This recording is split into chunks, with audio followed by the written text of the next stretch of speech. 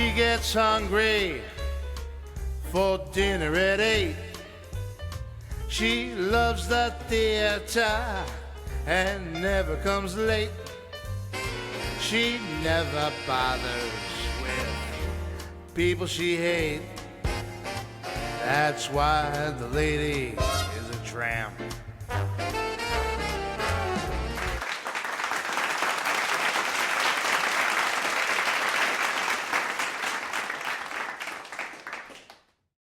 Hello, everybody. Welcome into the Double T Podcast Network. This is your old pal, Double T, saying, how you doing? Folks, today's going to be just kind of like a cleanup of this week and a lot of these little tidbits that I've got rolling around in my head that have been bothering me. But before we get to that, I would like to ask you to please support our sponsors. These Guys Brewing Company on 78 Franklin Street in Norwich, Connecticut, and Filio's Restaurant on Main Street in Palmer, Massachusetts. Telling you, great food, great drinks, great prices. You'll be impressed. Folks, every now and then, you just get to a point where you can't take it anymore. Like in Network, when I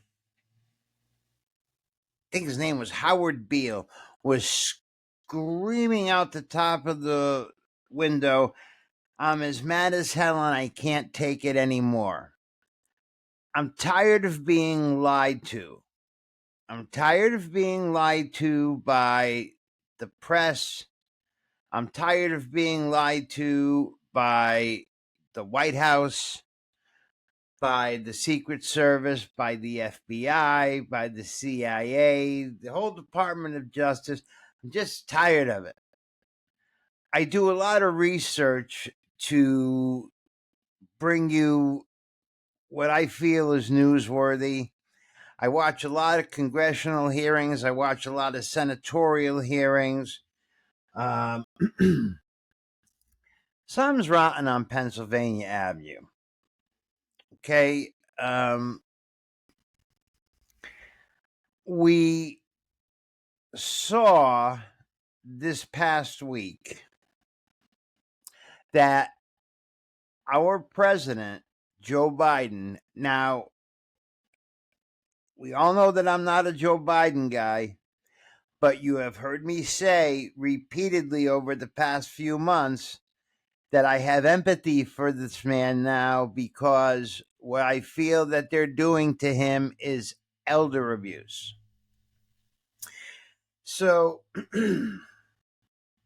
Joe comes out and he gives a brief address and he says unequivocally in his Joe Biden yelling voice, I am not stepping down. I am the only one that can beat Trump. I am the candidate. I'm not going anywhere. Okay. I respect that. I don't believe he can do it, but I respect the man's decision. My feeling is that the people are the ones that are going to decide this. So Joe goes to bed after his mint chocolate chip ice cream, wakes up in the morning, looks over at Dr. Jill, who's not a real doctor, and says, honey, I had an epiphany last night. It's time. It's time to pass the torch to the younger generation. I'm stepping down. I'm going to finish out my term, and I'm stepping down, and I'm not going to run in this election cycle. So I'm sure that made Jill really happy because she's a power grabbing lunatic.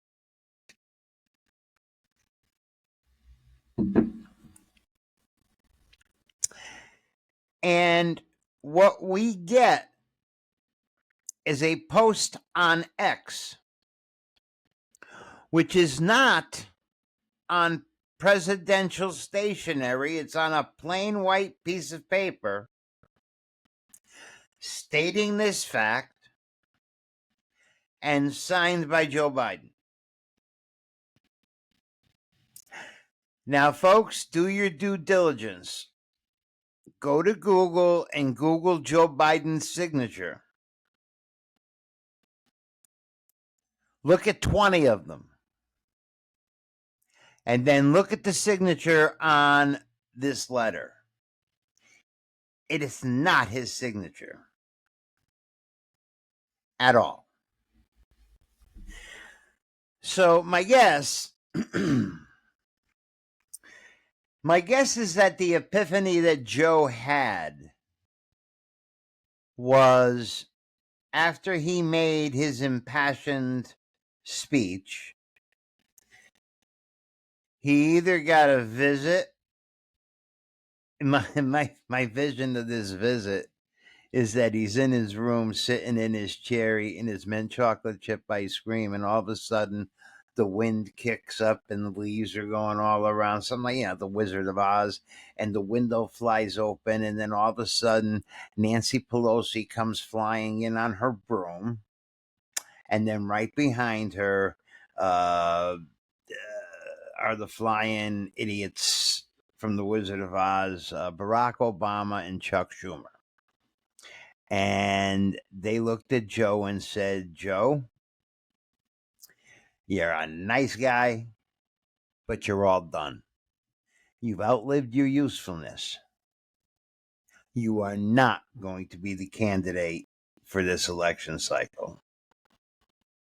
And then they cast a whammy spell on him.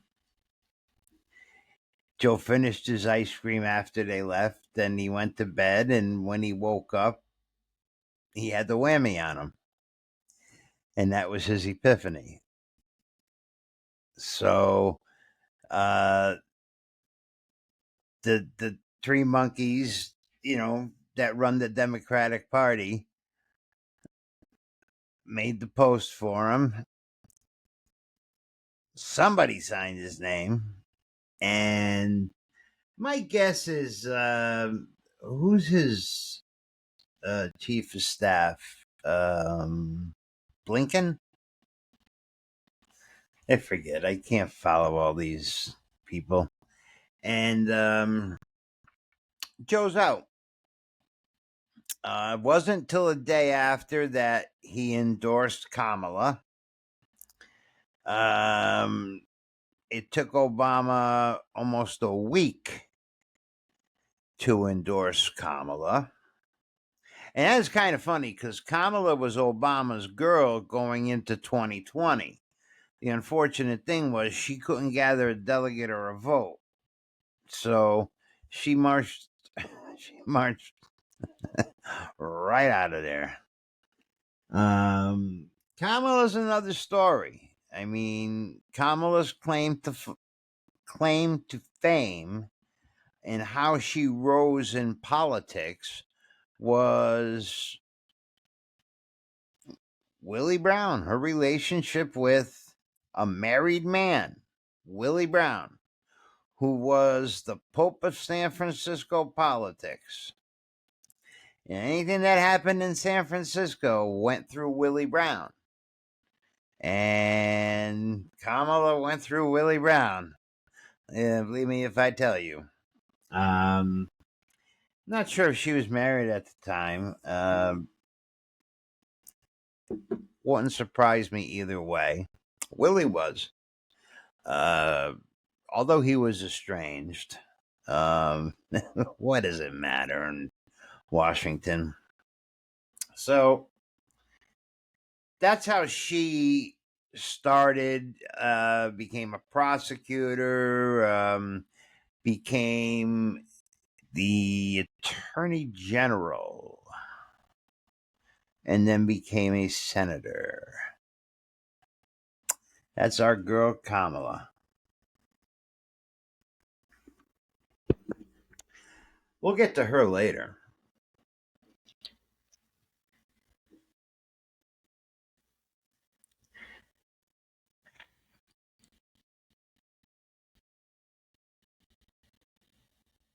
Joe Biden's exit from this race presents some problems for the Democrats.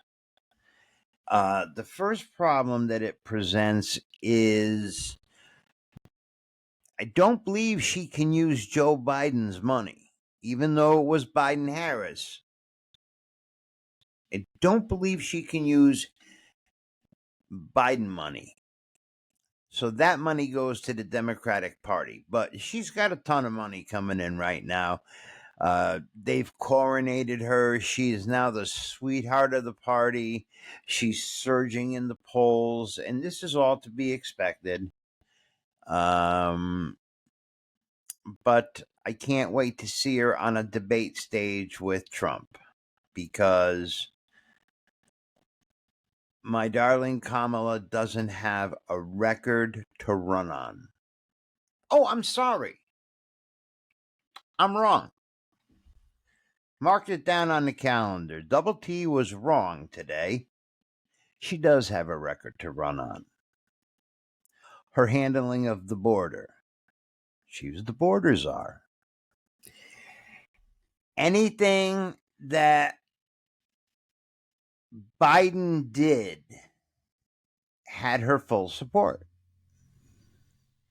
So she's running on Biden's record too. But I think that there's one thing that Trump and everybody else should shove down her throat.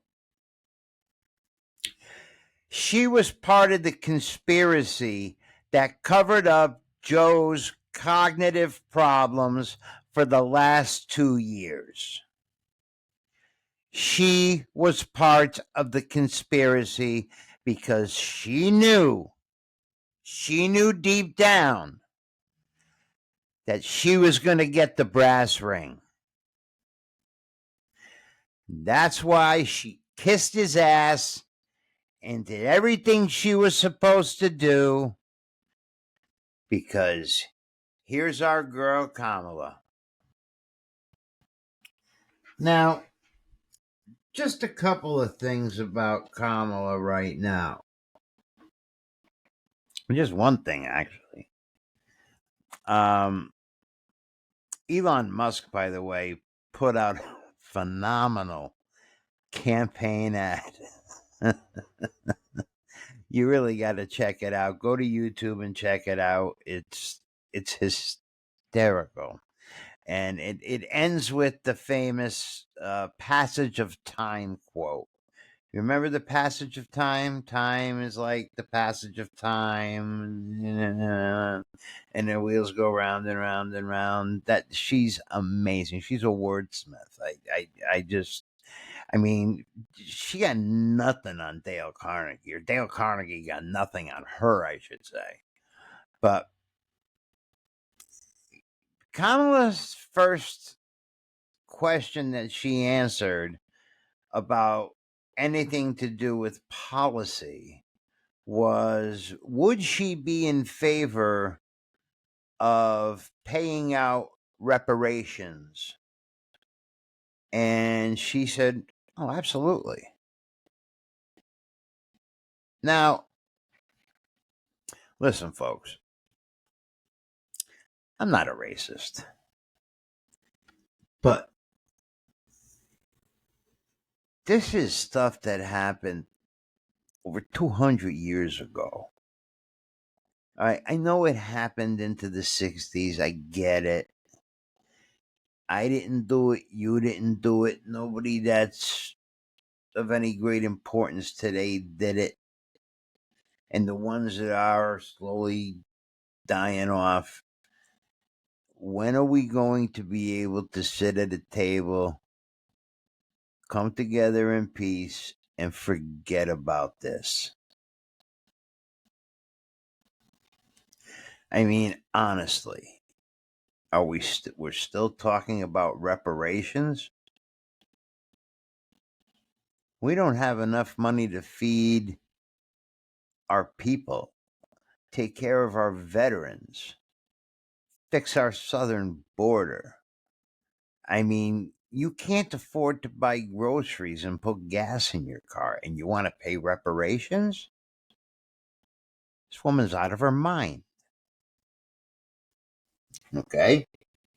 Um, in other news, vice presidential candidate J.D. Vance was called out by Chuck Schumer on Face the Nation this week.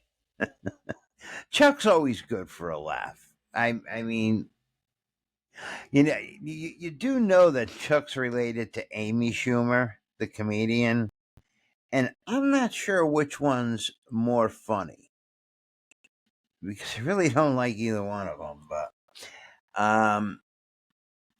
Chuck said that Trump should dump J.D. Vance while he has time. Because I guess there's only 10 more days until the Ohio ballot gets locked in. And then JD's on the ballot. Now, the reason why Chuck says this is because, many years ago, J.D. Vance said that the country was being run by childish cat ladies. And he said it to make a point, and the left just didn't get the point, and everybody's up in arms about this comment that J.D. Vance made 10 years ago. Who cares? All right. Now it's become a birthing issue. It's not a birthing issue.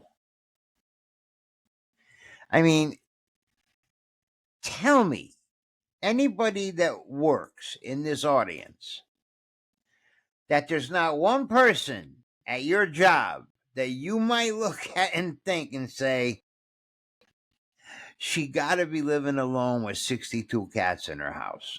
Come on. We all do that. We all know that. We some of us say it, some of us don't, but we all think it. So I kind of think that's just I just think that's ridiculous.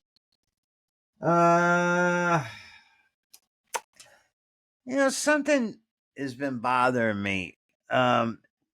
I saw a picture. Netanyahu was in town this week, and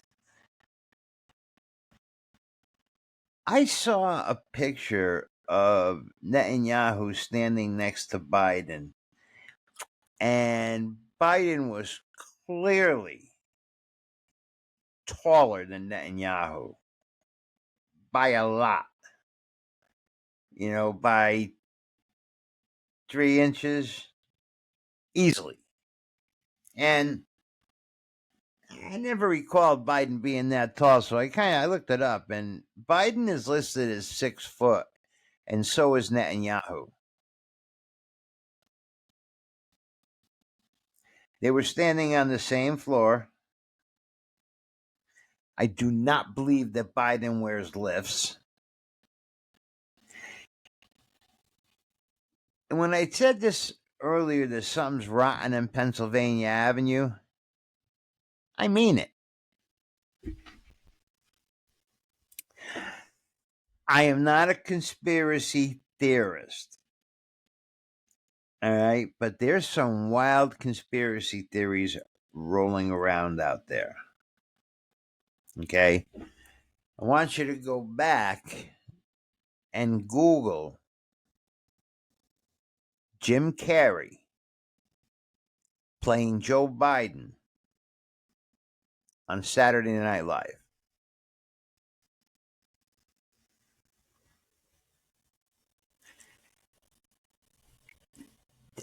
The motions, the body language is incredibly similar.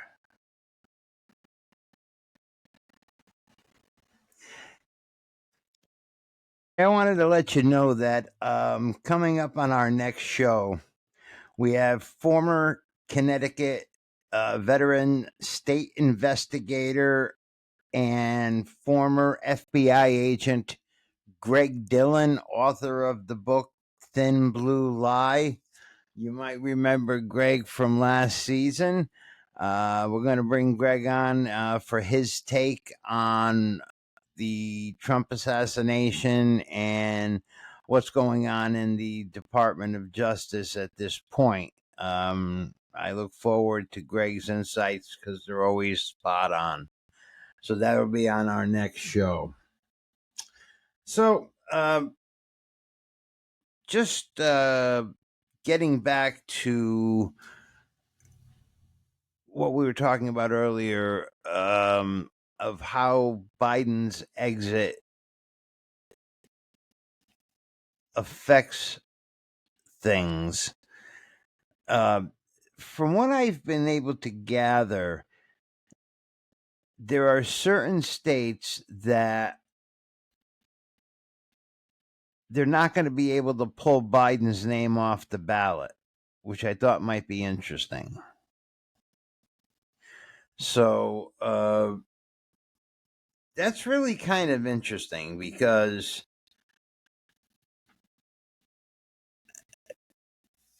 you need every single state. Every single state has to be in play. The last time when Trump won in 2016, I think it's kind of funny when people don't listen to people that are smarter than them. Hillary, the night before the election, was up on Trump over 20 points in the polling. But folks, don't believe polling. Polling is for suckers. Trump, the night before the election, was in Michigan. And I do believe he went to Wisconsin also. And Bill Clinton told Hillary that she needed to concentrate on Michigan and Wisconsin. And she never went. I think she went once to Michigan and she never went to Wisconsin. And those are the two states that did her in. So every state is important. And there's some indications that there are some blue states that are in play that might be flipped. Nevada's one of them. Virginia's one of them. I'd be interested to see what the results in New Jersey are. So it's kind of interesting. If Trump was smart, he played the Electoral College, and Hillary didn't. And people can piss and moan all they want that she won the popular vote, but that's not what put you in the Oval Office. Okay? It's 271 electoral votes put you in the Oval Office. So that's just something to consider. I was watching the Kimberly Cheadle beatdown. That's all I can say. Now, Kimberly Cheadle is now the former head of the Secret Service, and she spent her one day before the Senate. And she looked to me like a beaten dog chained to a pole. And, there are some rising stars in the Republican Party, and one of them is Nancy Mace. I mean, Marjorie Taylor Greene and Elise Stefanik. There's some young, talented female stars in the Republican Party that I expect some big things from in the future. And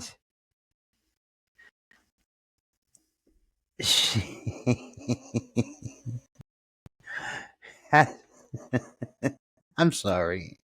I was so amused by this. I have such a childish sense of humor. She asks Cheadle a question, and Cheadle gives an answer, and Nancy Mace writes on the whiteboard, bullshit, and says, okay, that's bullshit. Then she asks her another question, and then she writes BS underneath it. She goes, that's bullshit too. Why can't you tell the truth? And they went through this, and they beat this woman. This woman should have just resigned before the hearing, because she got beaten to a pulp. Well-deserved pulp.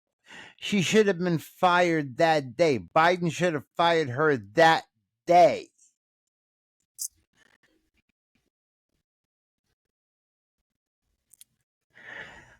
I gotta keep going back to this. He was in Vegas, and all of a sudden it was like a 911 thing, and they called in everybody, and they blocked off streets, and they got him to that airport immediately, supposedly took him to a hospital, and then flew him to Johns Hopkins. They claimed it was a major medical event. COVID's not a major medical event. All right. I'm, again, not a conspiracy theorist, but I'm not quite sure Joe's still with us. How's that? Especially after seeing him towering over Netanyahu as he did. All right. If two guys are the same height, they should be the same height. Look at the picture.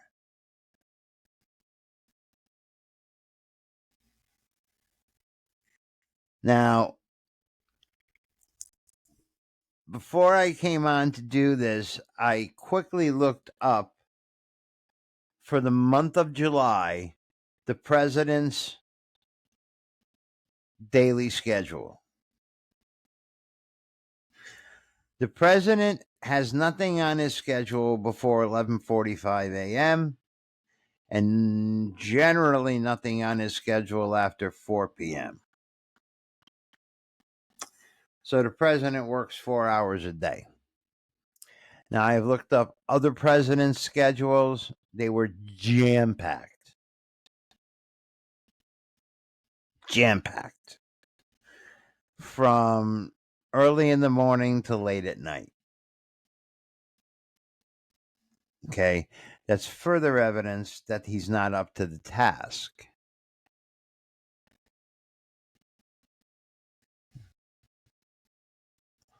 Who's pulling the strings? Who's running the circus? I think it's a combination of people. I think Obama, Schumer, Pelosi. I think chief of staff. I think there's a group of people that are making all the decisions now, and then every once in a while they, stick them out there on a podium, and it's a complete embarrassment. It's an embarrassment to him as a human being. It is embarrassment to us as a country. And the sad thing is, these people will never be held accountable for what they did. All right. We have whistleblowers coming out everywhere on all these different matters. I was watching the Tony Bobolinsky hearing, who was one of Hunter's business partners. And he was a whistleblower. I watched whistleblowers that were blowing a whistle on the FBI, that were blowing the whistle. I mean, there's whistleblowers coming out on the IRS. There's wrongdoing every place within the upper echelons of our government. Now, don't get me wrong. There's a lot of great FBI agents that are working in the field every day doing the right thing. Same thing with the CIA. All right. There's a lot of great people that work in the Justice Department. But when you get up to the upper echelons and the leadership of these boys clubs, there is corruption running rampant, and it needs to be filtered out. And it needs to be filtered out in a big way. I don't know, I mean, look at Merrick Garland. Could you believe that he was nominated to be a Supreme Court justice? I mean, he's a horrible attorney general. Can you imagine him on the Supreme Court?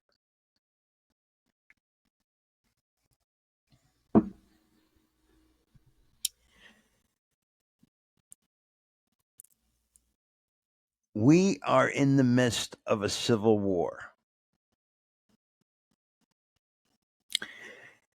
And our country needs to be taken back from these left-wing ideologues who know better than us.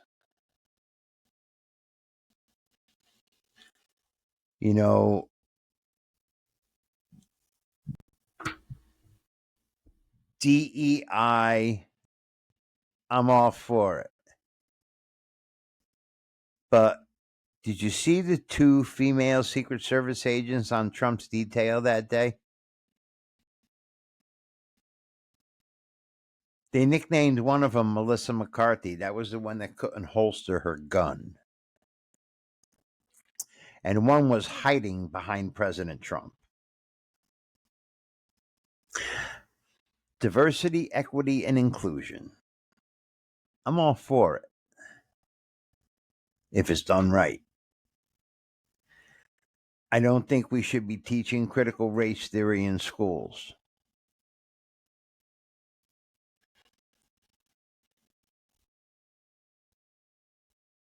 I don't think that children at such a young age, I don't care if they have their parents' permission or not, should be able to mutilate their bodies.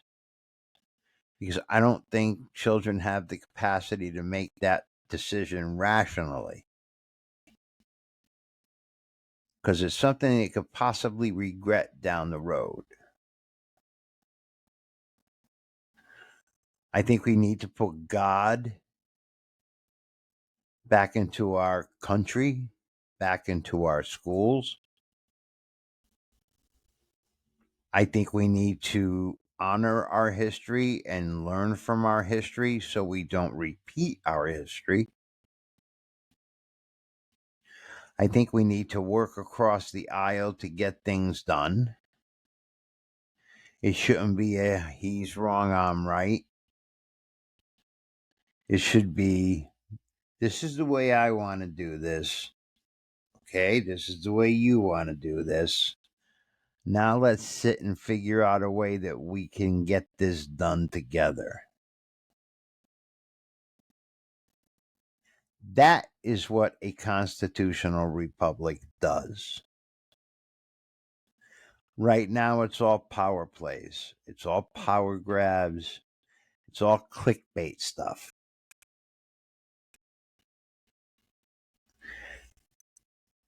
I do believe in voter ID. I think that's important. I think our southern border should be shut down. And I am in favor of a mass deportation. Because I don't believe it's fair to our children that they can't use their playground parks because it's now a tent city, or they can't use their school buildings. They have to go to remote learning because now it's a migrant hotel. I don't believe we should be paying migrant benefits while we have struggling homeless, we have struggling veterans, struggling Americans. So the only thing that we can do to solve this problem is to get your ass out and vote. And get somebody else to go out and vote. If everybody can get one or two people to go out and vote, just like the saying goes, it'll be too big to rig. Get out there and vote, folks. That's the only way we are going to change the direction of this country.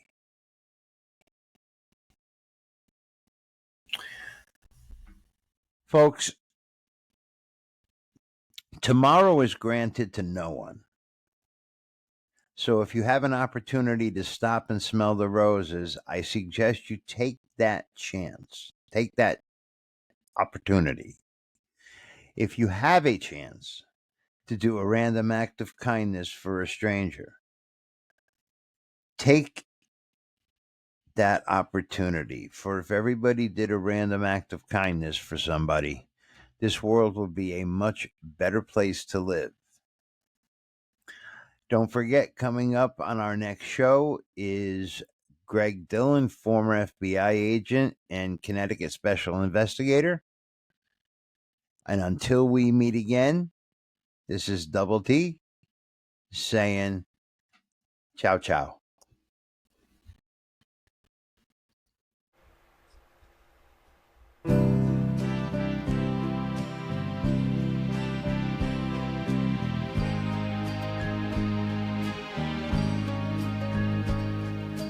Memories pressed between the pages of my mind.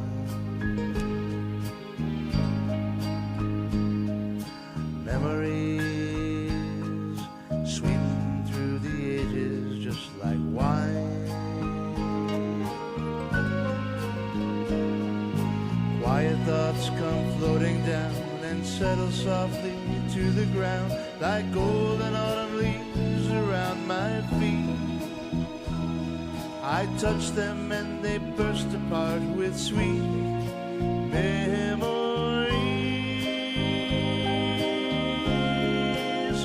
Sweet memories